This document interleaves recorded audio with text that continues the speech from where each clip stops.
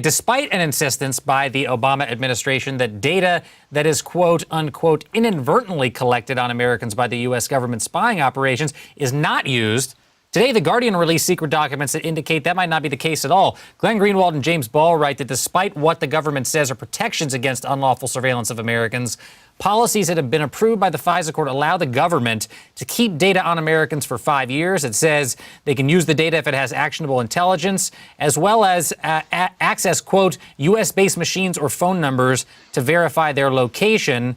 So what else do we know about these documents? Well, I think it just kind of speaks to the larger point that the language is very broad with respect to the FISA court opinions that are used to justify the level of surveillance, and that the legislation itself, whether you're looking at the Patriot Act or when you're looking at how these bills were drafted, it's very open to interpretation.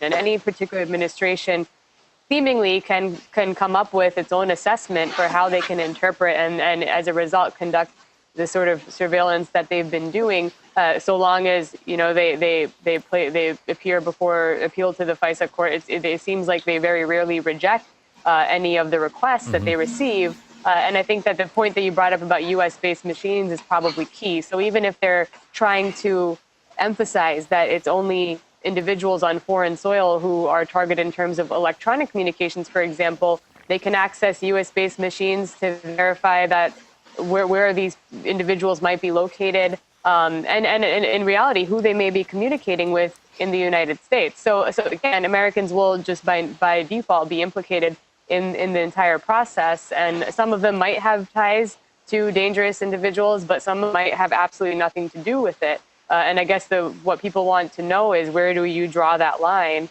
and where do you determine that you are in fact violating people's right to privacy? And certainly it doesn't appear that they would need a warrant to access these U.S.-based machines if they feel they have some sort of lead for an individual who happens to be on foreign soil, quote unquote.